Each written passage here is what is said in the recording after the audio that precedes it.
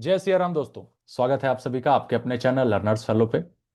आज के इस वीडियो में हम बात करने वाले हैं तमाम प्रतियोगी परीक्षाओं में पूछने वाले एक चैप्टर के बारे में, जिसमें तीन अलग अलग टॉपिक्स हैं, जिससे प्रायः आपको क्वेश्चन देखने को मिल जाते हैं। रस, छंद और अलंकार, उसी के बारे में विस्तार पूर्वक और जो भी एग्जाम पॉइंट ऑफ व्यू से इंपॉर्टेंट है, हमने उन सभी चीजों को एक जगह संकलित किया है और आपके सामने ही बताने का प्रयास करेंगे। और बिल्कुल इसी वीडियो को देखने से आपको पूरा समझ में आ जाएगा कि एग्जाम में क्या क्या पूछा जाता है और उसका उत्तर कैसे देना है, उसकी पहचान कैसे करनी है। और जो भी ट्रांसलेटर एग्जामिनेशन भी जो होने वाले हैं उसमें कुछ परिवर्तन आपको देखने को मिल सकते हैं। तो उम्मीद है कि इस रस, छंद, अलंकार चैप्टर से प्रश्न कहीं आ सकते हैं। तो ऐसा ना हो कि हम पढ़ के ना जाए और वहां गलती हो सके हमसे, इसलिए इसको पढ़ के जाना बेटर है। और तमाम प्रतियोगी परीक्षाओं में इस चैप्टर से प्रश्न देखने को मिलते हैं। इसलिए चलिए आइए बिना देर किए इसको शुरू करते हैं और समझने का प्रयास करते हैं। पूरे वीडियो को देखिएगा, अच्छे से समझिएगा। आपको बिल्कुल ही उम्मीद है कि ऐसी कि आपको पूरा समझ में आ जाएगा। देखिए, हम इसमें बात करेंगे रस, छंद और अलंकार, तीनों अलग अलग चीजें हैं। बात करते हैं रस क्या है, छंद क्या है और अलंकार क्या है, इसके बारे में बात करते हैं। तो सबसे पहले हम बात करेंगे रस के बारे में। रस क्या है? तो रस हमारा, रस वह भाव होता है जो काव्य पाठ करते समय पाठक या श्रोता के मन में उत्पन्न होता है। कहने का क्या तात्पर्य है कि जब आप कुछ भी ऐसा काव्य पाठ करते हैं, कविता का पठन करते हैं, कविता पढ़ते हैं, तो आपके मन में जो भी भाव उत्पन्न होता है, चाहे आप वीरता का अनुभव कर रहे हो, चाहे उत्साह का अनुभव कर रहे हो, है ना, चाहे आपको पढ़ने के बाद थोड़ा सा दुख महसूस हो रहा हो, है ना, इस तरीके से, तो वो अलग अलग जो भाव हमारे मन में उत्पन्न होते हैं वही आपका क्या कहलाता है? वही रस कहलाता है ना। यह काव्य की आत्मा, यानी इसको काव्य की आत्मा भी कहते हैं। किसे कहते हैं? तो रस को हम काव्य की आत्मा भी कहते हैं। अब रस के कुछ घटक हैं, अलग अलग कंपोनेंट्स हैं, इसको समझ लीजिएगा, एक बार बस ध्यान रखिएगा। अस्थाई भाव होता है, मूल भाव जो पाठक के मन में उत्पन्न होता है, यानी जैसे मान लीजिए दुख का भाव आया या हम आश्चर्यचकित हो गए, वो जो भाव है अस्थाई भाव, उसे कहते हैं। विभाव क्या हुआ? यानी कारण। ठीक है, यानी विभाव क्या है कि जिस कारण से हमारे अंदर उस कविता को पाठ करने पे, कविता का पठन करने पे किस वजह से वो भाव जागृत हुई है, यानी वह कोई पात्र हो सकता है, कोई स्थान हो सकता है, कोई घटना हो सकती है, यानी ये सब चीजें कि जिसके कारण हमारे अंदर वो भाव उत्पन्न हुआ है। ठीक है। उसके बाद तीसरा इसका एक कंपोनेंट होता है अनुभाव, यानी वो बाहरी क्रियाएं होती हैं, एक्सटर्नल जो एक्शंस होते हैं वो होते हैं। जैसे उस मतलब उसमें दर्शाया गया ऐसा कि जैसे आंसू आना, रोमांच होना, यानी हमारे अंदर उस को पढ़ने के बाद जो कुछ सिम्टम्स, यानी कुछ हम कह सकते हैं कि उससे प्रतिक्रिया में जो हमारे अंदर उत्पन्न होती है, जो चीजें रिएक्शन कह सकते हैं, वो होता है। जैसे हम पढ़ने के बाद हो सकता है कि आंसू आ जाए या रोमांचित फील करें, ये सब चीजें अनुभव कहलाती है। और चौथा जो रस के घटक हैं वो है संचारी भाव, यानी सहायक भाव, यानी वो भावना लाने में जो ये भी महत्वपूर्ण भूमिका निभाती है। जैसे लज्जा हो गया, आशंका होना पढ़ने के बाद, तो ये सब क्या है? ये सहायक भाव, इसी को कहते हैं संचारी भाव। तो रस के घटक कितने हो गए? चार: अस्थाई भाव, विभाव, अनुभाव और संचारी भाव। अब हम बात करते हैं, ये सबसे इंपॉर्टेंट है कि रस के प्रकार कितने हैं। तो आपसे जब पूछा जाए आप कहेंगे 9 रस होते हैं। कितने होते हैं? तो 9 रस। तो यही नवरस तालिका है, अलग अलग रस है। आपसे एग्जाम में प्रश्न कैसे पूछे जाएंगे? तो पूछा जाएगा, जैसे एक उदाहरण दे देगा आपको और कहेगा बताइए इसमें कौन सा भाव है ना। तो आपको बताना पड़ेगा कि श्रृंगार है या वीर है या करुण है ना। तो ये चीजें आपको वहां पे मेंशन करनी पड़ेंगी। ठीक है। या आपको बता देगा, एक ऑप्शन दे देगा कि भाई श्रृंगार रस का इसमें से उदाहरण बताइए, तो आपको ये टिक करना होगा। तो ये मेन है। और एक सवाल और सबसे इंपॉर्टेंट क्या पूछता है कि बताइए इस रस का अस्थाई भाव क्या है। अस्थाई भाव पढ़ा ना, यानी पढ़ने के बाद जो भावना हमारे मन में आती है। तो ये सबसे इंपॉर्टेंट है। तो आपको हर एक रस का जो अस्थाई भाव है उसको याद रखना है। तो क्या क्या है? तो रस के प्रकार पहले देख लीजिए। तो सबसे पहला रस जो है वो श्रृंगार रस है, फिर वीर रस है, करुण रस है, और इसी के बाद क्या है आपका? हास्य रस है, रौद्र रस है, भयानक रस है, विभत्स रस है। ठीक है। अद्भुत रस है और शांत रस है। तो ये 9 प्रकार हैं और इसका अस्थाई भाव जरूर ध्यान रखिएगा। तो श्रृंगार रस का अस्थाई भाव क्या है? रति, यानी प्रेम। आपसे पूछा जाएगा श्रृंगार रस का अस्थाई भाव क्या है, तो आप बताएंगे रति या प्रेम। इसके उदाहरण जैसे कहत, नटत, रिझत, खिजत, मिलत, खिलत, लजियात, भरे भौन में करत हैं, नैननु ही सो बात, है ना। ये प्रसंग है कि जब श्री कृष्ण और गोपियों के बीच कुछ संवाद होता है तो वो इशारों में संवाद होता है। उसके बारे में कहा जाता है कि कहत न त्रिजत खिजत मिलत खिलत लजियात, भरे भवन यानी भरे भवन में करत हैं नैनहु, यानी नैना जो है नैनों से बात कर रही हैं कि नायक नायिका का प्रेम और सौंदर्य वर्णन इसमें रहेगा। कैसे पता चलेगा श्रृंगार रस है? तो नायक और नायिका का प्रेम रहेगा, यानी सौंदर्य वर्णन रहेगा कुछ, ठीक है। इसमें आपको संयोग वियोग दोनों चीजें देखने को मिल जाती हैं। तो जो इंपॉर्टेंट है एग्जाम पॉइंट ऑफ व्यू से मैंने बस उसको बताया है। बाकी इसके और भी टाइप्स और भी इसके एक्सप्लेनेशंस होंगे, तो उतना जरूरत नहीं है हमारे इस पेपर के लिए। तो हम इसको इंपॉर्टेंट बस जो है वो बस एक बार समझ के जाइएगा, इससे एक दो प्रश्न अगर बनेंगे तो आपका बन जाएगा। अगला है वीर रस। इसका अस्थायी भाव क्या है? तो जब हम वीरता पर कुछ कविता या कहानी कुछ भी कविता पढ़ते हैं, काव्य पाठ करते हैं, तो उत्साह की भावना आती है ना। जैसे आप इसको सुनिएगा, पढ़ने के बाद लगेगा एकदम ऊर्जा का संचार हो गया है। जैसे साजी चतुरंग सैन अंग उमरी उमंगधारी, सरजा शिवाजी जंग जीतन चलत है भूषण भनत नाद बिहद नगारन के, नादी नाद मद गैबरन के रलत है ना। इसको तो थोड़ा और तेजी से पढ़ा जाता है और उत्साह के साथ पढ़ा जाता है। तो ये जो है वीर शिवाजी महाराज के बारे में बताया गया है कि युद्ध को जीतने चले हैं, तो उसके बारे में है। तो इसमें क्या क्या रहेगा, इसका पहचान कैसे करेंगे? तो युद्ध की बातें रहेंगी, पराक्रम की बातें रहेंगी, साहस की बातें रहेंगी, ठीक है। तो ये वीर रस का अस्थायी भाव, उत्साह और इस तरह से आपको देखने को मिलेगा। नेक्स्ट है करुण रस। तो करुण मतलब करुणा आना यानी शोक। इसका अस्थायी भाव क्या है कि पढ़ने के बाद आपको यानी थोड़ा सा दुख महसूस होगा, शोक महसूस होगा। तो इसका अस्थायी भाव क्या है? शोक है। जैसे ये कृष्ण जी जब सुदामा को देखते हैं, तो उसके बारे में वर्णित है यहाँ पे कि देखी सुदामा की दीन दशा, करुण करके करुणा निधि रोए, पानी परात को हाथ छुए नहीं, नैनन के जल सो पग धोए। कहने का मतलब समझ रहे हैं कि उनकी स्थिति को देख के ये इतना दुखी महसूस करते हैं श्री कृष्ण, और वो रो पड़ते हैं। और पानी परात को छुए नहीं, पानी से जो चरण उनके धोने थे, चूंकि मेहमान थे, तो वो उनको छुआ तक नहीं। और नैनन के जल से पग धोए, यानी आंखों के जल से, आंसू से उन्होंने उनके पग यानी पैरों को धोए, क्योंकि उनके मित्र थे और काफी मानते थे उनको, है ना। तो ये स्थिति देख के, तो ये क्या है? करुण रस। करुण रस में क्या है? शोक इसकी अस्थायी भाव है। और इसमें क्या दिखाया जाएगा? वियोग, दुख और करुणा दिखाई जाती है, ठीक है। तो इसको ध्यान रखिएगा। आगे है हमारा रौद्र। रौद्र मतलब क्रोध, गुस्सा, है ना।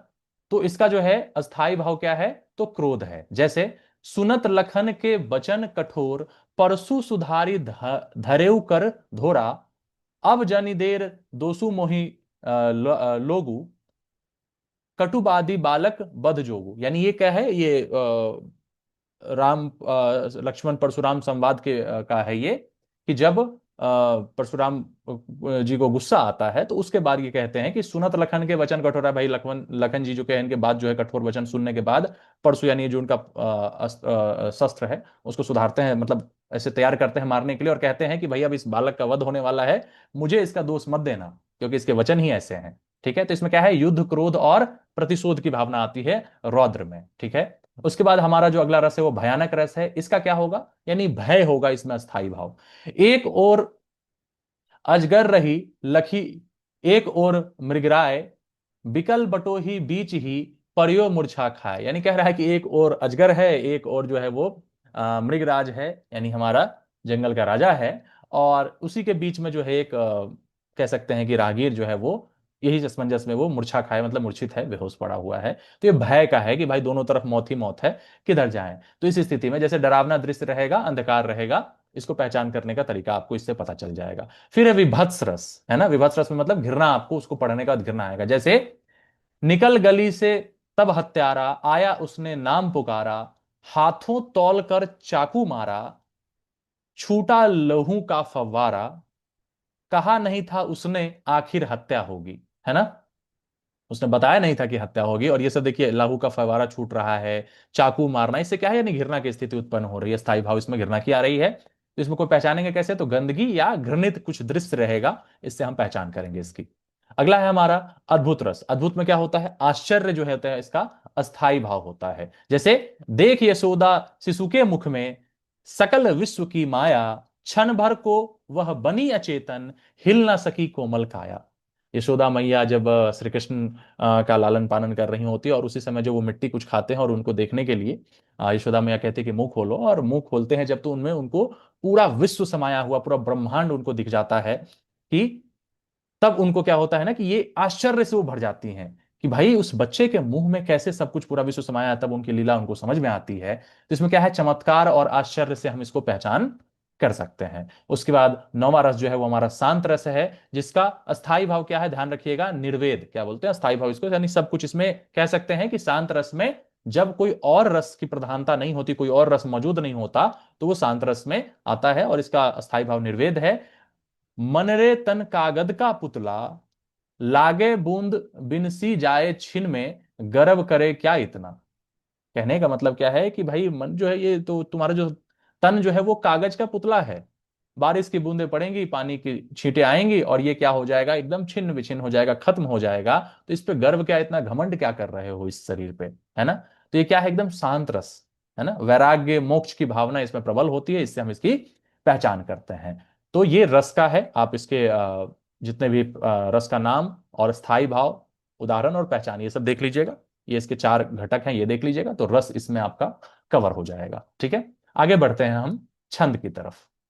छंद क्या होता है, तो आपने सुना होगा कई बार के मुक्तक छंद में रचना की गई या अलग अलग चीजें इसके बारे में। तो आइए देखते हैं परिभाषा। छंद कविता की वह लयबंद रचना है जिसमें शब्दों का क्रम, मात्रा और गति एक निश्चित नियम से बंधा होता है। कहने का मतलब क्या है कि ये कविता की ही बात होती है इसमें, और एक लयबद्ध रचना होती है जिसमें हम इसका क्रम देखते हैं, गति को गति देखते हैं कैसी रहेगी, और जो उसकी निश्चित क्या कह सकते हैं कि मात्रा जो है वो भी एक नियम से बंधे होंगे। ऐसा नहीं कि कभी कुछ लिख दिया कभी कुछ लिख दिया, है ना। तो ये चीजें आपको वहां पे ध्यान रखनी पड़ेंगी। तो इसके प्रकार की बात करें अगर हम, तो जो मुख्य प्रकार हमारे हैं इसमें, वो हमारा क्या है, वो हमारा मात्रिक छंद और वर्णिक, ठीक है, छंद। तो मेन जो इंपॉर्टेंट है हम उसकी बात करेंगे। तो मात्रिक छंद यही जो है आपके एसएससी में मुख्यतः यही आता है, और भी मेन एग्जाम जो भी हैं उसमें मात्रिक छंद से ज्यादा प्रश्न होते हैं। यानी इसमें क्या देखते हैं कि जो छंद होते हैं, जो आपके कवि कविता की पंक्तियां जो रहेंगी उसमें मात्रा पर आधारित होंगी। ठीक है, यानी मात्रा आप समझ रहे हैं ना, तो वो मात्रा जो है उस पर आधारित ये रहेंगी। नेक्स्ट जो हमारा है अगला टाइप, वो हमारा क्या है, तो नेक्स्ट टाइप जो है हमारा वो है वर्णिक छंद। ठीक है, यानी वर्ण के आधार पर जो है छंद का निर्धारण इसमें हम करते हैं, यानी वर्णों यानी अक्षरों पर ये आधारित होता है। ठीक है, तो हम बात करते हैं मात्रा गिनने का सही तरीका क्या है। तो उदाहरण के साथ मात्रिक छंद जो है हम उसके बारे में बात करते हैं। तो मात्रा की परिभाषा, तो हिंदी छंद शास्त्र में मात्रा का मतलब क्या है कि स्वरों की समयात्मक इकाई, यानी स्वर की इकाई उसमें जुड़ी रहेगी, स्वर जुड़ा हुआ रहेगा। हर वर्ण की अपनी एक निश्चित मात्रा होती है जो छंद में गिनती के लिए प्रयोग होती है। इससे संबंधित कुछ नियम है कि कब हम किसको एक काउंट करेंगे, कब किसको दो मात्रा काउंट करेंगे, तो उसके लिए कुछ नियम है, आइए उसको पहचानते हैं, समझते हैं। तो स्वर का प्रकार, जैसे हरस्व स्वर क्या क्या रहेगा, तो अ ई उ और री। ठीक है, छोटी वाली जो भी है हरस्व। उदाहरण में जैसे मान लीजिए म है, क है, न है, पी है। ठीक है, तो अब इसमें म है तो म के लास्ट में क्या है, अ है, तो यानी म रहे कहीं पे तो हम उसको एक मात्रा काउंट करेंगे। इसी प्रकार पी है, तो इसमें हम क्या करेंगे, व्यंजन को नहीं, हम इसमें मात्रा क्या है हरस्व की वो काउंट करेंगे एक मात्रा, यानी स्वर वाली जो भी मात्रा रहेगी वो वन काउंट होगी। इसको ध्यान रखिएगा, कितनी काउंट होगी, वन काउंट करेंगे, एक काउंट करेंगे। फिर अगर दीर्घ स्वर रहे जैसे आ ई उ ए ओ औ, तो इसमें क्या करेंगे, दो मात्रा काउंट। जैसे मान लीजिए माँ है, तो मौ के लास्ट में ओ नहीं है, क्या है, मौ के लास्ट में आ है, तो आ क्या है, दीर्घ स्वर है, तो इसकी मात्रा कितनी रहेगी, दो मात्रा काउंट करेंगे, यानी माँ कहीं भी है तो दो मात्रा। जैसे की तू मैं और, इस सब में क्या है आप ध्यान दीजिए, तो ये क्या है, ये और नहीं, ये आपका मैं, तो यानी दो मात्राएं काउंट होंगी। फिर अनुस्वार और विसर्ग रहे, तो ये अक्षर के अनुसार देखेंगे कि किस प्रकार का अक्षर है उसके हिसाब से। और संयुक्त व्यंजन में क्या करते हैं, तो व्यंजन नहीं गिनते हैं, है ना, संयुक्त व्यंजन में हम व्यंजन नहीं गिनते हैं, स्वर की मात्रा ही गिनी जाती है, इस बात का आप विशेष ख्याल रखेंगे। अब जैसे उदाहरण से आपको समझाता हूं कि कैसे है। जैसे एक हमारा सेंटेंस है कविता का कि बड़ा हुआ तो क्या हुआ, इसका आगे का है ना कि जैसे पेड़ खजूर पंथी को छाया नहीं, फल लागे अति दूर। तो अब इसमें बड़ा हुआ तो क्या हुआ, अब इसमें हम काउंट करेंगे कि कितनी मात्रा है, और मात्रा के आधार पे हम फिर उसका निर्धारण करेंगे कि वो क्या है, रोला है कि दोहा है कि, है ना, इसके आधार पे पूछा जाता है कि बताइए दोहा का उदाहरण कौन सा है, रोला कौन सा है। ठीक है, इस प्रकार से। तो देखिए बड़ा हुआ तो क्या हुआ को कैसे काउंट करेंगे, तो देखिए सबसे पहले ब है, तो ब के लास्ट में अ है, तो यानी ये स्वर है, तो एक इसका काउंट हो गया। राम में देखिए आ है, तो आ में यानी कि ये दीर्घ है तो दो काउंट हुआ। इसी प्रकार हुआ में छोटा ऊ है तो एक स्वर। फिर आ यानी दीर्घ वाला है तो इसका दो काउंट करेंगे, यानी जो भी दीर्घ मात्रा है उसको दो नंबर देंगे और स्वर को एक नंबर देंगे, फिर लास्ट में ऐड करेंगे। तो देखिए ओ की मात्रा है तो ये दीर्घ है, तो इसको हम क्या करेंगे, दो दिए। फिर क्या में देखिए, ये संयुक्त का आपको बताया था कि ये जो जुड़ा हुआ रहेगा उसमें आपको इसमें काउंट नहीं करना, सिर्फ लास्ट की मात्रा, यानी आ है तो यहाँ पे दो काउंट किए। फिर इसके बाद हु में क्या है, छोटा, छोटी वाली मात्रा है, तो यानी एक काउंट हुआ, और आग में दो। टोटल अगर आप ऐड करें तो यहाँ पे 13 मात्राएं होंगी, और दोहा की ये पहली पंक्ति है। ठीक है, इसमें 13 पंक्तियां, 13 आपको मात्रा देखने को मिलेंगी, तो आप इसे समझ जाएंगे कि ये दोहा है। फिर आगे हम आएंगे कि दोहा में कितनी होती हैं, सोठा में कितनी होती हैं, रोला में कितने रहते हैं, इसका नाम आपने कभी सुना होगा। आइए आज उसको हम सबको देखेंगे अच्छे तरीके से। तो इस प्रकार से हम काउंट करते हैं, काउंट करना उम्मीद है समझ गए होंगे। जैसे भारत माता की जय, इसी प्रकार काउंट करिए, आ है तो दो, र है तो एक, आप इसको देख लीजिएगा, टोटल 12 मात्रा इसमें आएगी। स्मरण सूत्र याद कैसे रखेंगे हम, तो ह्रस्व स्वर में एक मात्रा रहती है और दीर्घ स्वर की हम दो मात्राएं रखते हैं, ये आपको ध्यान रखना है। इसमें हम क्या करता है, तो व्यंजन को काउंट नहीं करना होता है, ठीक है, व्यंजन को हम काउंट नहीं करते, प्रत्येक पंक्ति की मात्राओं को जोड़े और छंद की निर्धारित मात्रा से मिलान करें, कि भाई हम टोटल को ऐड कर लेंगे और अब तब देखेंगे कि ये किस प्रकार का छंद है। तो देखिए पहला जो है प्रमुख मात्रिक छंद, मात्रिक छंद के बारे में बात कर रहे हैं, यही इंपॉर्टेंट है। तो पहला जैसे दोहा होता है, तो दोहा कौन से छंद को दोहा कहेंगे, तो जिसमें मात्रा 13 और 11 रहे, यानी पहला 13 फिर 11, 13 11, इस तरीके से आपको देखने को मिलेगा। यति, यति का मतलब क्या होता है, तो पॉज होता है, यानी हम उसमें कितनी बार रुकते हैं, तो 6 से 7 बार हम इसमें रुकते हैं, है ना, बोलते समय रुकते हैं। पहचान क्या करेंगे, जैसे इसमें क्या रहेगा, तो नीति भक्ति या समाज पर व्यंग रहेगा दोहा के माध्यम से। कबीर के दोहे आपने सुना होगा, बड़ा हुआ तो क्या हुआ, जैसे पेड़ खजूर, पंथी को छाया नहीं, फल लागे अति दूर। तो अभी आपको इसको काउंट करके दिखाया था ऊपर उदाहरण में, इसमें कितना था, 13 था, और आप इसको काउंट कर लीजिए, 11 मिल जाएगा। इस हिसाब से 13 11 का जो क्रम होता है, 13 और 11 का क्रम, वो आपको दोहा में रहता है। तो यही ध्यान रखिएगा, या तो पूछेगा दोहा में कितनी कितनी मात्राएं, तो 13 11, या नहीं तो ऑप्शन दे देगा कि भाई ये किसका है उदाहरण, तो आपको बताना पड़ेगा दोहा है, ठीक है, 13 और 11 अगर आपको मिल जाए तो। फिर इसी प्रकार चौपाई किसको कहते हैं, चौपाई है ना रामचरितमानस में चौपाई, इस तरीके से। तो देखिए आप इसमें क्या रहता है, तो 16 16 रहता है, यानी मात्रा जो है पहला दूसरा 16 16 इस तरीके से। पहचान तुलसीदास द्वारा रामचरितमानस में व्यापक उपयोग, यानी रामचरितमानस जो है हमारा है, उसमें इसका भरपूर उपयोग किया गया है। उदाहरण जैसे रामचंद्र के चरित सुहाए, कल्प कल्प प्रति नुतीन आए, तो इसमें आप काउंट करिएगा तो आपको 16 16 मात्राएं देखने को मिलेंगी। तो 16 16 मात्रा रहे तो कैसे क्या करेंगे, ये चौपाई हो जाएगा। फिर इसके बाद अगला जो है मात्रिक छंद, वो है हमारा सोरठा, ठीक है। सोरठा में क्या होता है, तो 11 13, यानी कि जो आपका इधर आप देखेंगे, यहां पे 13 11 था, दोहा में क्या था आपका, दोहा में देखिए गौर करिए 13 11 है, तो इसी का अपोजिट क्या हुआ, सोरठा। सोरठा में कितना हो गया, 11 13, यानी पहले में 13 फिर दूसरे में 11। तो दोहा और सोरठा ध्यान रखिएगा, एक साथ बोलिएगा, दोहा 13 11, और फिर सोरठा जो है वो 11 13 रहेगा, यानी दोहा का ये उल्टा है। इसमें भक्ति और भावुकता, जैसे अब कौने की आसरे जो रही हर्षाए, प्रभु करुणा करु आप ही और न दूजा भाई, ठीक है, इसमें आप काउंट करिएगा तो 11 रहेगा और यहाँ पे 13 देखने को मिलेगा मात्रा। आप समझ जाइएगा ये सोरठा का उदाहरण है, बस इतना ही पहचान करना रहता है। उसके बाद रूपक छंद, रूपक छंद क्या होता है, तो मात्रा इसमें क्या होंगी, 4 चरण होंगे और 16 मात्राएं होंगी, ठीक है, 4 चरण रहेंगे, 1 2 3 4 इस प्रकार से, और जो है आपका 16 मात्राएं आपको देखने को मिलेंगी सभी में। जैसे भावपूर्ण गे शैली, यानी गाने के शैली में इसको बोला जाता है, राम चले बन तीर लिए, मन में ले प्रभु धीर, सिए संग लक्ष्मण वीर लिए, त्याग दिए सुखनीर, है ना। तो इस प्रकार से आपको 16 16 मात्राएं आपको देखने को मिलेंगी इसमें। तो इस चीज का आप ध्यान रखेंगे, ये क्या हो जाएगा, रूपक छंद। फिर इसके बाद होता है रोला छंद, इसमें कितनी रहेंगी, तो रोला में 24 और 24 रहेंगी। अभी इसमें कितनी थी, तो 4 चरण थे, 16 मात्राएं थी रूपक में, इसमें 24 24 छंद रहेंगे, रोला में मात्राएं रहेंगी। जैसे लोकगीत में ये प्रचलित होती हैं, लयात्मक होती हैं, लय में गाई जाती हैं। जैसे माँ के चरणों में बसी सच्ची सुख की खान, उसके ही आशीष से बनता सच्चा इंसान, जैसे इस प्रकार का है कुछ। तो आप देखेंगे इसमें 24 24 जो है वो आपको देखने को मिलेगा, पहले में 24 दूसरे में 24 काउंट करिएगा। तो ये रोला छंद का उदाहरण हो गया। एक बार क्विक रिवीजन चार्ट के माध्यम से हम देख लेते हैं इसको कैसे याद रखेंगे। तो ये आप इसको इसका पीडीएफ भी आपको मिल जाएगा, टेलीग्राम ग्रुप का लिंक डिस्क्रिप्शन बॉक्स में दिया गया है। आप वहां पे इसका पीडीएफ भी पूरा मैं भेज दूंगा, आप उसको डाउनलोड करके अच्छे से पढ़ सकते हैं, प्रिंट ले सकते हैं। इसका भरपूर उपयोग करिए और सीखिए।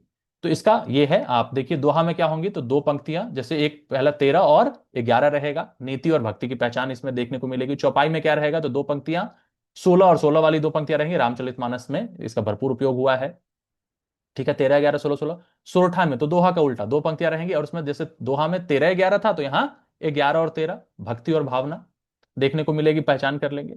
रूपक वाले में कितना है, तो चार पंक्तियां रहेंगी, और चारों में क्या है, 16 16 करके मात्राएं रहेंगी, और ये गे छंद यानी गाने के छंद में इसको देखा जाता है, रखा जाता है। रोला जो है इसमें दो पंक्तियां रहेंगी, और दोनों 24 24 जो है गीतात्मक। जैसे नहीं कहते कि भाई का रोला है, रोला का मतलब क्या है कि पूरा एकदम भौकाल कह सकते हैं। तो रोला क्या है, सबसे ज्यादा रहेगा इसमें, है ना, इससे याद रख लीजिएगा कि 24 24 रोला इसका एकदम सबसे स्टार्डम जो है पीक पे रहेगा इसका।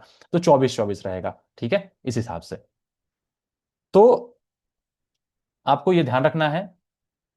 उसके बाद ये आपका छंद जो है ये इस तरीके से कंप्लीट होता है। अब हम बात करते हैं, रस हमने पढ़ लिया, छंद पढ़ लिया, अलंकार पढ़ते हैं। तो अलंकार क्या है, तो अलंकार का जो अर्थ है वो क्या है, श्रृंगार या सज्जा है। यानी जब कविता में गद्य के भावों, शब्दों और वाक्यों को सुंदर, आकर्षक और प्रभावशाली ढंग से प्रस्तुत किया जाता है, तो उसे अलंकार कहते हैं, है ना। जब गद्य में हम पढ़ते हैं और इस प्रकार से जब हम इसको हम और भी सुंदर, आकर्षक, यानी ये कह सकते हैं गहना है, हम इस चीज को, रचना को और भी बेहतर ढंग से प्रस्तुत करते हैं। यानी जब कोई जैसे गहना पहना जाता है, महिलाएं आभूषण को धारण करती हैं, यानी क्या होता है, तो उससे क्या होता है, उनके श्रृंगार को और बढ़ावा मिलता है, और ये सज्जा साज सज्जा करती हैं तो और खूबसूरती बढ़ती है। इसी प्रकार से हम जब गद्य रचनाओं को और खूबसूरत बनाना चाहते हैं तो हम इसका प्रयोग करते हैं। यह काव्य को गहनता, माधुर्य, सौंदर्य प्रदान करता है, जिससे पाठक या श्रोता अधिक प्रभावित होता है, यानी इससे पढ़ने में दिलचस्पी और ज्यादा बढ़ती है। अब देखिए अलंकार और उसके भेद को दिखाते हैं। तो अलंकार में क्या है, तो शब्द अलंकार, अर्थ अलंकार, और भी अलग अलग प्रकार के हैं, लेकिन मेन जो इंपॉर्टेंट है हम आपको बता दे रहे हैं। शब्द अलंकार में क्या है, अनुप्रास, यमक और श्लेष। नाम ध्यान रखिएगा, अनुप्रास, यमक और श्लेष, यानी ये शब्द के आधार पे इसमें जादू होगा। कहने का मतलब कुछ खूबसूरती प्रदान की जाएगी शब्द के आधार पे। और दूसरा प्रकार क्या होता है, अर्थ अलंकार, है ना। इसमें यानी क्या होगा कि जो सेंटेंस होगा उसके अर्थ के आधार पे उसमें खूबसूरती बढ़ती है। जैसे उपमा, उत्प्रेक्षा, रूपक, अतिशयोक्ति और मानवीकरण। ठीक है, ये इंपॉर्टेंट है आपके, और भी कई प्रकार हैं, बुक में ढेर सारे मिलेंगे, लेकिन ये important exam point of view से इसको इसके लिए इंक्लूड किया। तो शब्द अनुप्रास, यमक, श्लेष, अर्थ में क्या आ जाएगा, उपमा, उत्प्रेक्षा, रूपक और अतिशयोक्ति और मानवीकरण। इसका ध्यान रखिएगा। आगे बढ़ते हैं। तो शब्द अलंकार की बात करें तो पहला है हमारा अनुप्रास अलंकार। कैसे पहचानेंगे, तो जैसे एलिट्रेशन सुना होगा इंग्लिश में, है ना। तो एक ही वर्ण या ध्वनि की बार बार आवृत्ति, यानी एक ही साउंड आपको बार बार मिले, जैसे रघुपति, राघव, राजा, राम। तो र र र, रघुपति में भी र, राघव में भी र, राजा में भी र, और राम में भी र। ठीक है, तो इस प्रकार से रघुपति, राघव, राजा, राम क्या हो गया आपका अनुप्रास अलंकार का। पूछ दे कि किस अलंकार का उदाहरण है, तो आप क्या बताएंगे, अनुप्रास अलंकार का उदाहरण है। जैसे एक पहचान कैसे करेंगे, तो एक अक्षर या ध्वनि बार बार इसमें दोहराई जाती है। ठीक है, उदाहरण जैसे चारू चंद की चंचल किरणें खेल रही थी जलथल में। अब देखिए चारू में भी चा, फिर चौ की आवृत्ति, फिर चंद्र में भी चौ की आवृत्ति, चंचल में भी चौ की आवृत्ति, च वर्ण की आवृत्ति है। रघुपति, राघव, राजा, राम, इसमें भी र वर्ण की आवृत्ति है, तो ये क्या हो जाएगा आपका अनुप्रास अलंकार का उदाहरण। तो ध्यान रखिएगा, सेम वर्ण का बार बार रिपीटेशन होगा। अनुप्रास क्लियर है। अगला है यमक अलंकार। ये हम क्या पढ़ रहे हैं, तो ये शब्द के आधार पर, देखिए इसमें शब्द जो है ये शब्द अलंकार है, शब्द के आधार पर कोई वर्ण को पकड़े और उसका बार बार हो रहा है। तो ये शब्द में, शब्द अलंकार में तीन थे, अनुप्रास, यमक और श्लेष। यमक की बात करते हैं। तो यमक में क्या होता है, परिभाषा इसकी क्या है कि एक ही शब्द एक ही वाक्य में एक से अधिक बार प्रयोग हो। ठीक है, यानी एक ही शब्द रहेगा और आपका एक ही बार में, एक ही वाक्य में क्या होगा, इसका प्रयोग एक से अधिक बार होगा, है ना। और उसका अर्थ लेकिन अलग अलग होगा। समझ रहे बात को, यानी एक शब्द बार बार पहचानेंगे कैसे, एक शब्द बार बार आता है लेकिन हर बार उसका अर्थ क्या होगा, सेंटेंस के कॉन्टेक्स्ट में अलग अलग होता है। जैसे मैं आपको समझाता हूं, एक उदाहरण देखिए, उदाहरण से अच्छे से समझ में आ जाएगा कि कनक कनक ते 100 गुनी, मादकता अधिक आए, वा खाए बौराए जग, वा पाए बौराए।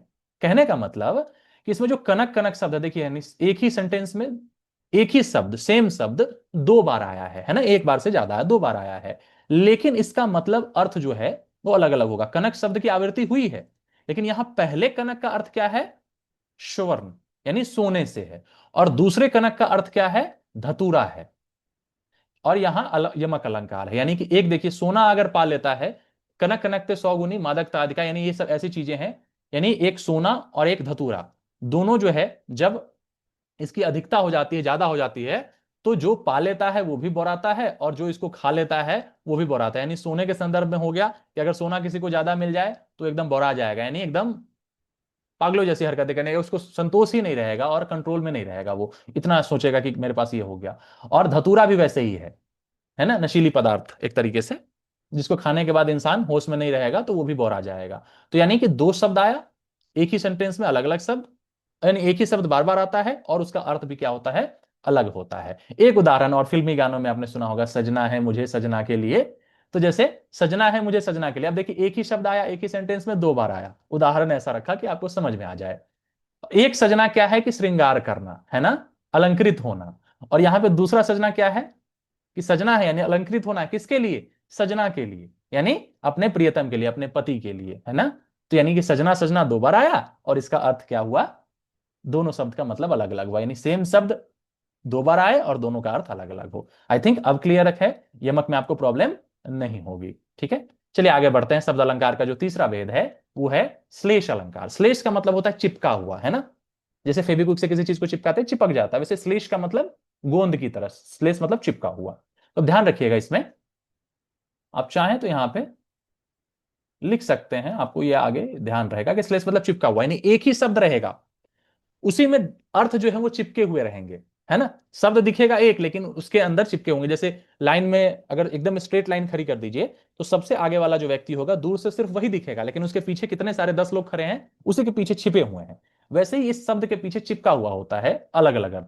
जब एक ही शब्द, परिभाषा देखिए, जब एक ही शब्द एक साथ दो या दो से अधिक अर्थ निकले इसमें होता है, यानी एक शब्द के दो अर्थ हों, दोनों अर्थ क्या हो वाक्य में फिट बैठते हैं, एकदम सटीक बैठेगा आपको। जैसे रहीमन पानी राखिए, बिन पानी सब सून, पानी गए न उबरे, मोती मानुष चून। अब देखिए यहां पे क्या मतलब है, यहां पे कि पानी शब्द अलग अलग आया लेकिन एक ही शब्द है, देखिए इसका प्रयोग आया, लेकिन एक ही शब्द में अलग अलग जगह अर्थ नहीं, एक ही शब्द में क्या है आपको अलग अलग अर्थ दिखेगा। जैसे इस उदाहरण में यहाँ तीसरे पानी में शब्द देखिए, यहाँ पे क्या कह रहमान पानी रखिए, बिन पानी से, पानी रखना चाहिए, पानी के बिना सब कुछ सूना है। अब यहां जो पानी आया ये वाला वर्ड, पानी गए न उबरे, मोती मानुष चून, और इस पानी के खत्म होते ही सबका क्या है देखिए, अगर चमक है तो चमक के अर्थ में ये पानी आया, प्रतिष्ठा के अर्थ में आया, है ना, और जल के अर्थ में आया। ये देखिए मोती जो है, मोती से अगर क्या हो, चमक अगर खत्म हो जाए तो उसकी वैल्यू खत्म हो जाएगी, सूना पड़ जाएगा ये, है ना। इसलिए पानी उसमें रहना आवश्यक है। मनुष्य के अर्थ में इस पानी का क्या अर्थ आया कि भाई मनुष्य में प्रतिष्ठा का होना आवश्यक है, नहीं तो अगर प्रतिष्ठा चली गई तो यानी ये पानी चला गया, प्रतिष्ठा खत्म हो गई तो सब कुछ खत्म है उसके लिए लाइफ में, है ना। और जल यानी चूना, चूना आप समझते रहे लाइमस्टोन जिसको आप पेंट वगैरह भी करते हैं उसमें, तो चूने में भी पानी बनाए रखना चाहिए, अगर वो पानी नहीं है तो सब कुछ खत्म हो जाएगा। और अगर यानी कि मतलब जल, और अगर जल खत्म हो गया तो फिर ये चूने का अस्तित्व भी खत्म हो जाता है, उसका यूज नहीं कर पाते। तो यानी अलग अलग इसमें सेम वर्ड में ये तीनों मतलब है, इसलिए यहां पे श्लेष अलंकार का उदाहरण है। क्लियर हो गया होगा आई थिंक। जैसे एक और उदाहरण से समझ लीजिए, जो रहीम गति दीप की, कुल कपूत की होए, बारे उजियारे करे बढ़े अंधेरो है। अब देखिए यहां पे बारे और बढ़े, इसमें अलग अलग क्या है अर्थ है। कह रहा है कि जो रहीम, रहीम कवि जो है वो लिख रहे हैं कि दीप की जैसी स्थिति होती है वैसी ही स्थिति क्या होती है कुल में, अगर आपके वंश में अगर कोई कपूत हो जाता है, सपूत का विपरीतार्थक शब्द है कपूत, तो उसकी भी स्थिति वैसी ही होती है। कहने का मतलब कि अब दीप के संदर्भ में देखिएगा बारे और बढ़े का अर्थ, और कपूत के सेंस में देखिएगा बारे और बढ़े का अर्थ। इस वाक्य में यहां बारे और बढ़े का अर्थ अलग अलग है देखिएगा।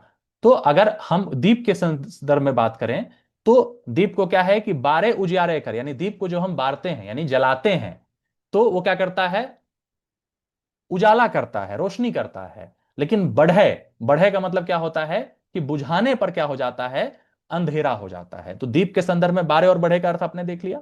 अब कपूत के सेंस में देखिए कि अगर कपूत क्या है, बारे उजियारे करे, बारे का मतलब यहां पे क्या है, बचपन, कि बचपन में वो काफी उजाला फैलाता है। कहने का मतलब क्या है कि काफी सब खुशियां प्रदान करता है सभी को, है ना। उसकी वह दंतुरित मुस्कान देख के सब खुश होते हैं, आह्लादित होते हैं, है ना, प्रसन्न रहते हैं कि बच्चे ने जन्म लिया और ये खूब अच्छा करेगा। लेकिन वही बच्चा जब सही रास्ते पे नहीं जाता है ना, दूसरे रास्ते पे, गलत रास्ते पे पथ भ्रष्ट हो जाता है, तो वही क्या होता है, बढ़े यानी बड़ा होने पे अगर वो कपूत निकला, उसके आचरण सही नहीं होते हैं, तो वो कुल का नाश करता है, यानी कुल पे वो कलंक के समान हो जाता है और अंधेरा कर देता है। कहने का मतलब कुल को कलंकित करने वाला बन जाता है। ठीक है, तो यही जो है ये आपका दीप और कपूत के दोनों के सेंस में बारे और बढ़े का अर्थ चिपका हुआ है, इसलिए यहां पे क्या है, श्लेष अलंकार है। उम्मीद है श्लेष अलंकार क्लियर हो गया होगा।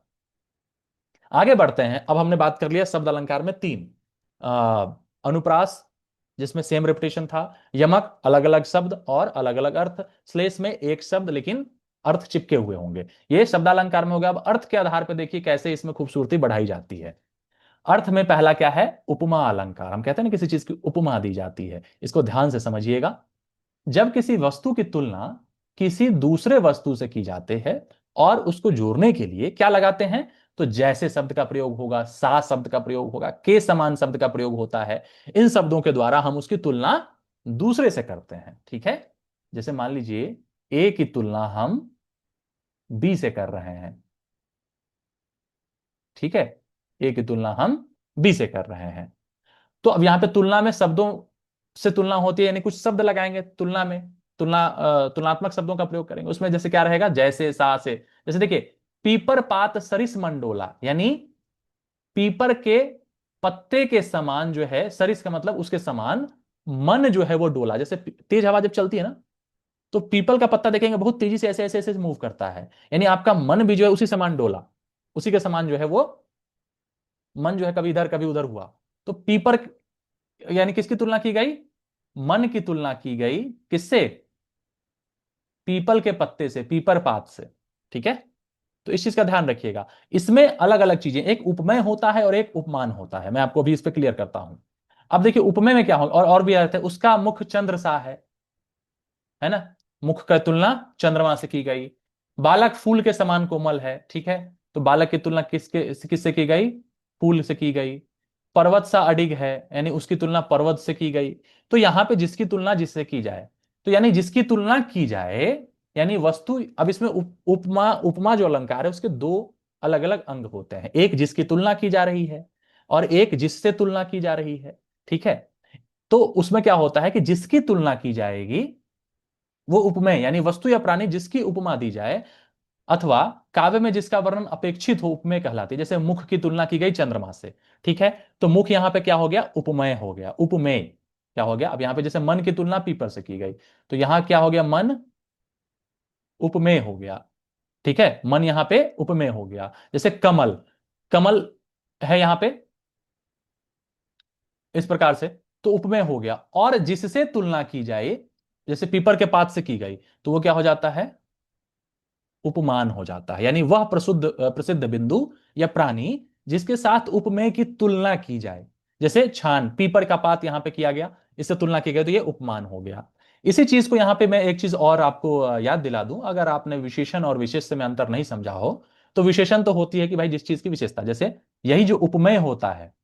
ठीक है, तो आप देखिएगा विशेष्य और विशेषण में कंफ्यूज होते हैं, तो विशेष्य यही होता है, उपमेय। देखिए उपमेय के लास्ट में भी यह, और विशेष्य के लास्ट में भी, यानी जिसकी तुलना की जाए। जैसे लड़का लंबा है, तो लड़के की विशेषता क्या है कि वो लंबा है ना, तो लड़के के बारे में बताया गया, लड़के की विशेषता बतलाई जा रही है, तो जिसकी विशेषता बतलाई जाए, तो यानी विशेष्य हो गया।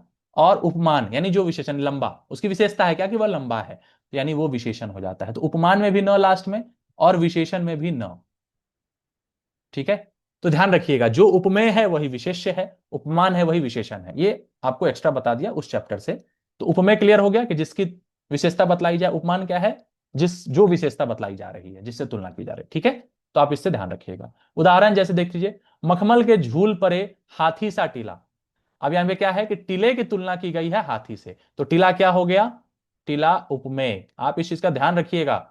और हाथी से की गई है ना तुलना, तो हाथी क्या है, उपमान है। एग्जाम में पूछता है उपमेय उपमान कहाँ है। ठीक है, उपमा अलंकार किसमें है, पहचानेंगे कैसे उपमा अलंकार को, तो सा, सी, से, सदृश, ये सब आपको देखने को मिलेगा। देखिए, वह बहता समय शिला सा जम गया, शिला सा वर्ड देखे तुरंत सीधा उपमेय अलंकार, समय को पत्थर सा जमने के लिए कहा गया है।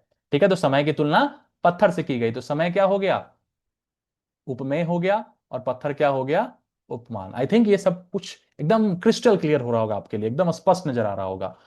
सहस बाहु सम रिपु मोरा, रिपु का मतलब होता है दुश्मन, ध्यान रखिएगा। तो सम, सासी से सम सदृश बोला था आपको, उपमा अलंकार, तो शत्रु को सहस्त्र बाहु के समान बताया गया है। चांद की सी उजली, सी देखिए आ गया ना, उजली जाली, चांद के समान उजली बताया गया, यानी कि आपको ध्यान रखना है कि ये वर्ड जैसे ही दिखे उपमा अलंकार। क्लियर है। दूसरा बढ़ते हैं हम अर्थालंकार में, और ये सब देखिए कहीं ना कहीं शब्द से नहीं हो कि अर्थ के हिसाब से हम देख रहे हैं इस चीज को, तो ये अर्थालंकार में है। रूपक अलंकार, रूपक में क्या है ना कि जब उपमेय और उपमान के बीच का अंतर मिटा दिया जाता है, यानी हम इसमें तुलना करते हैं ना, इसकी तुलना कर रहे हैं उससे, इसकी विशेषता बतला रहे हैं, ये बतला रहे हैं कि भाई ये टीला जो है वो हाथी सा है, लेकिन रूपक में क्या हो जाएगा, टीला ही हाथी हो जाएगा। बात समझ रहे हैं, इस तरीके से, यानी कि दोनों का जो अंतर है वो मिट जाएगा, एक हो जाएगा। ठीक है। और यानी उपमेय को ही उपमान बना दिया जाता है कि भाई जो टिला है वही हाथी है। मुख जो है वो चंद्रमा सा है ना, तो मुख उपमेय था, चंद्रमा उपमान था। अब यहां क्या कह देंगे, मुख ही चंदा है, दोनों को मिला देंगे। बात समझ रहे हैं, तो इसमें रूपक हो जाता है, यानी जैसे सा शब्द ये सब जो होते हैं सदृश, इसमें नहीं होता है, इसमें डायरेक्ट हम चेंज कर देते हैं, सीधा रूपांतरण होता है। काफी महत्वपूर्ण टॉपिक है, इसको बिल्कुल ध्यान से समझिएगा, है ना। वीडियो फास्ट लगे थोड़ा स्लो कर लीजिएगा, स्लो लगे फास्ट कर लीजिएगा, एक बार में ना क्लियर हो तो दूसरी बार देख लीजिएगा, उम्मीद है एक बार में ही क्लियर हो जाएगा आपको, है ना। पीडीएफ भेज दूंगा, डिस्क्रिप्शन बॉक्स में लिंक है, हमारे WhatsApp group, Telegram group, Instagram page, उसको फॉलो कर सकते हैं, और टेलीग्राम ग्रुप में आपको ये पीडीएफ मिल जाएगा, वहां से डाउनलोड करके अच्छे से इसको पढ़ लीजिएगा एक बार, बिल्कुल क्लियर हो जाएगा, फिर आपको कहीं दिक्कत नहीं आएगी। अब देखिए रूपक अलंकार के कुछ उदाहरण है, जैसे मैया मैं तो चंद्र खिलौना ले हूं, जो इंपॉर्टेंट एकदम फेमस है, ये सब चीजें पॉपुलर काफी रहती हैं, तो उसको आपको इसको इंक्लूड किया है कि मैया मैं तो चंद्र खिलौना ली हूं। अब यहाँ चंद्र रूपी खिलौना नहीं है भाई, जो है वो चंद्र ही खिलौना हो गया, कि भैया वो जो चंद्रमा है वही खिलौना है, वही हमको चाहिए। समझ रहे हैं कि उपमेय और उपमान का जो है डिफरेंस वो हम खत्म कर दिए हैं। पहले खिलौना था चंद्र के समान, लेकिन नहीं, अब यह क्या है कि खिलौना जो चंद्रमा है वही खिलौना बन गया है, यानी चंद्र उपमेय और खिलौना उपमान का अभेद आरोप किया गया है, यानी दोनों एक हो गए हैं। आए महंत वसंत, अब देखिए यहां वसंत उपमेय में, महंत जो है उपमान की समानता बतलाई गई है। इसी प्रकार प्रीति नदी में पाँव न बोरियो, प्रीति और नदी एक ही कह दिया गया। चरण कमल बंदो हरिराय, तो यहां पे क्या है, ये रूपक अलंकार है ना।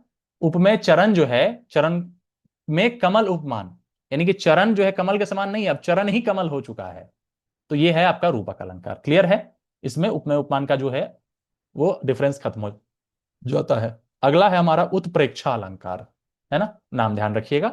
उत्प्रेक्षा अलंकार, इसमें क्या करते हैं, जब किसी वस्तु में कल्पना द्वारा कोई विशेषता बतलाई जाती है, यानी कोई वस्तु है उसमें हम काल्पनिक विशेषता बतलाते हैं, तो मानो वह, जैसे मानो वह वही बन गई हो, हम ऐसी विशेषता बतलाएंगे कि वही होगा। जैसे इसमें क्या क्या रहेगा, तो मानो मनो मनहु, जानो जनो जनहु, शायद जैसे हो जैसा वह हो, ये सब वर्ड आपको इसमें देखने को मिलेंगे। मानो मनो मनहु, जानो जनो जनहु, ये सब वर्ड आपको देखेंगे। जैसे आपको उसमें उपमा में क्या था, सासी से सम सदृश था, वैसे ही उत्प्रेक्षा में ध्यान रख लीजिएगा, बस मानो मनो मनहु जानो जनो जनहु करके रहेगा।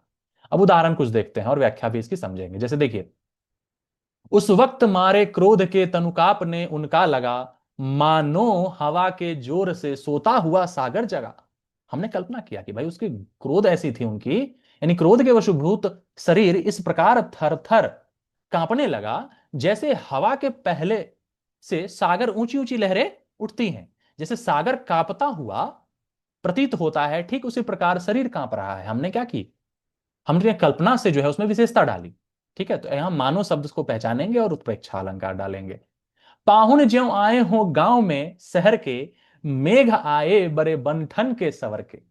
बड़ी अच्छी पंक्ति है कि पाहुन ज्यों आए हो गांव में शहर के, जब शहर के कोई पाहुन यानी मेहमान जब गांव में आते हैं, उसी प्रकार जो मेघ आए हैं उसको हमने बताया है, एक विशेषता प्रदान की है कि भाई उनको मेहमान के तरह हम बताए हैं कि जैसे शहर का पाहुन, शहर का मेहमान जब कोई गांव में आता है एकदम बन ठन के सवर के, उसी प्रकार जो ये मेघ हैं, काले काले बादल हैं, वो बड़े बनठन के सवर के आए हैं। पाहुन ज्यों आए हों गांव में शहर के, मेघ आए बड़े बनठन के सवर के।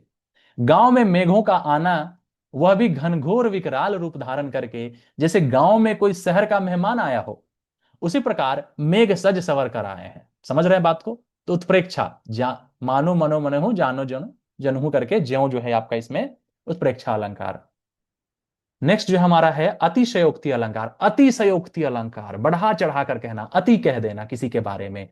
परिभाषा, जब किसी वस्तु, गुण या कार्य को बहुत बढ़ा चढ़ाकर कहा जाए, एक्स्ट्रा कह दिया जाए किसी के बारे में। यानी पहचान कैसे करेंगे कि यह अतिशयोक्ति का उदाहरण है? तो असंभव या अत्यधिक बात कही जाती है, यानी लगता है कि इंपॉसिबल वाली बात कह दिया ऐसा। अब जैसे देखिए अतिशयोक्ति का उदाहरण कुछ कहता हूं, आपको बताता हूं कि हनुमान के पूंछ में लगन पाई आग, लंका सिगरी जल गई, गए निशाचर भाग। अब देखिए अतिशयोक्ति है कि नहीं, कि भाई पूंछ में तो आग लगेगी तभी तो लंका जलाया हनुमान जी ने, है ना। और कहा क्या जा रहा है कि हनुमान और उनके जो पूंछ में आग लगाए, लेकिन उनके पूंछ में आग लगी नहीं, है ना। और पूरी लंका भी जल गई और सारे निशाचर जो है, सारे राक्षस वो भाग गए। तो उपरोक्त दिए गए उदाहरण में कहा गया है कि अभी हनुमान के पूंछ में आग लगने से पहले ही लंका जलकर राख हो गई और सारे राक्षस भाग कर। यानी हम कहने क्या चाहते हैं कि हनुमान जी की हम बता रहे हैं कि उनके शक्तियों के बारे में बता रहे हैं कि इतने शक्तिशाली और इतने पराक्रमी थे वो, कि भाई ये काम शुरू होने से पहले ही, जैसे नहीं कहते कि ये तो ग्राउंड पे आएगा ये प्लेयर और एकदम वो टीम हार जाएगी, यानी ग्राउंड पे पहुंचते ही टीम हार मान ली, नहीं, लेकिन ऐसा नहीं होता। टीम को हराती है, खेलती है, उस चीजें खेली जाती हैं क्रिकेट, और वो स्कोर करता है फिर हारता है ना। लेकिन हम क्या कर रहे हैं, उसके पराक्रम को बता रहे हैं, यानी अतिशयोक्ति कह रहे हैं। तो यहां बिल्कुल असंभव है कि लोक सीमा से बढ़ाकर वर्णन किया गया कि भाई जब तक आग लगाएंगे नहीं तब तक आग लगेगी नहीं, है ना। तो यह उदाहरण क्या है, अतिशयोक्ति अलंकार के अंतर्गत आएगा।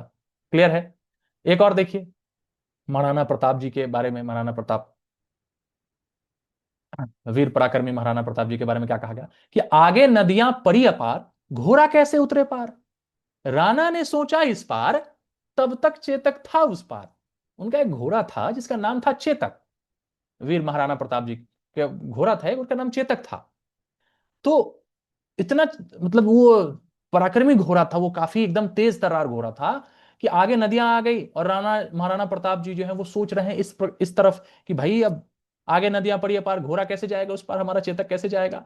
जब तक महाराणा प्रताप जी इधर सोच रहे हैं तब तक चेतक उस पार चला गया, यानी इतना फुर्तीला घोड़ा था उनका, है ना। तो यह महाराणा प्रताप के सोचने की क्रिया खत्म होने से पहले चेतक ने नदियां पार कर दी। ये क्या है, अतिशयोक्ति अलंकार है। यहां महाराणा प्रताप के घोड़े चेतक की अतिशयोक्ति है, और इस तथ्य को लोक सीमा से बढ़ा चढ़ाकर वर्णन किया गया है। अतः यानी हम उसकी शक्ति, उसकी क्या कह सकते हैं कि इतना चतुर था उसके बारे में बता रहे हैं। तो यह उदाहरण अतिशयोक्ति के अंतर अलंकार के अंतर्गत आएगा।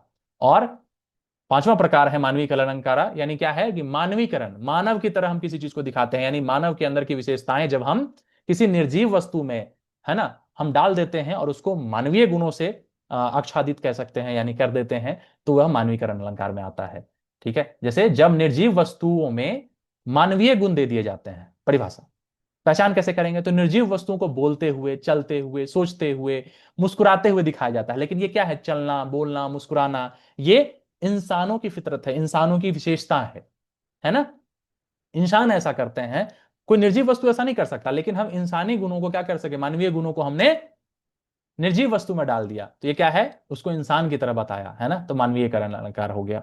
जैसे पहले पंचतंत्र की कहानी आप पढ़ते होंगे, उसमें देखते होंगे कि जानवर बोल रहा है ऐसा, इंसान की तरह ऐसा, क्या, मानवीकरण। जैसे आप देखिए यहाँ पे एक, मेघ आए बड़े बंठन के सवर के। अब इसमें क्या है, तो वहां भी आपने पढ़ा होगा एक, बंठन के सवर के, पाहुन जो आए हों वो वाला, उत्प्रेक्षा में। लेकिन ये उदाहरण जो है अगर आपको यहाँ पे, कि हम अतिशोक्ति भी कह रहे हैं ना, कि भाई बादलों को सजने संवरने का जिक्र कर दिया, अगर सिर्फ ये लाइन रहे कि मेघ आए बड़े बंठन के सवर के, तो इसमें देखिए कि बादल बनेंगे, इंसान आता है तो भाई बंठन के आता है, एकदम परफ्यूम वगैरह स्प्रे वगैरह मार के आता है। लेकिन यहाँ मेघ कैसे आएंगे, तो मानवीय क्रिया को से जोड़ दिया हमने इसको। तो ये आपका हो गया। जैसे आए महंत वसंत, इसमें भी देखिए कि यहाँ वसंत को महंत अर्थात मानव माना गया है। ठीक है, तो जो सज सवर कर रहा है, इस हिसाब से ये भी आपका मानवीकरण अलंकार का उदाहरण हो गया। हमारी तरफ से आपको बेस्ट विशेष है एग्जाम के लिए, जो भी एग्जाम दे रहे हैं आप। और आप हमारे इस पीडीएफ पे भी क्लिक करके, आप इस यहाँ पे क्लिक करेंगे तो हमारे यूट्यूब चैनल से जुड़ जाएंगे, टेलीग्राम ग्रुप से यहाँ से जुड़ सकते हैं, और इंस्टाग्राम पेज से यहाँ से आप फॉलो भी कर सकते हैं। तो उम्मीद है कि रस छंद अलंकार आपको भली भांति अच्छे तरीके से समझ में आ गया होगा। आपकी जैसी भी प्रतिक्रिया रहे आप कमेंट में लिख सकते हैं, आपको ये सेशन कैसा लगा। चैनल पे अगर नए हैं तो चैनल को सब्सक्राइब करना ना भूलें, और नोटिफिकेशन बटन को दबा लें, ताकि जो भी नई वीडियोस आते हैं वो आप तक पहुंच जाएं। और अपने मित्रों के साथ जरूर शेयर करें ताकि उनको भी इस टॉपिक के बारे में नॉलेज हो सके। और डिस्क्रिप्शन बॉक्स में हमारा Telegram group, WhatsApp group, Instagram पे सभी का लिंक दिया गया है, आप उसको ज्वाइन कर सकते हैं। टेलीग्राम ग्रुप पे मैं ये पीडीएफ अभी शेयर कर दे रहा हूं, आप वहां से इसको अच्छे से पढ़ सकते हैं। मिलते हैं जल्द ही अगले सेशन में, तब तक के लिए आप सभी को बहुत बहुत धन्यवाद इस वीडियो को देखने के लिए। सभी को जय सिया राम।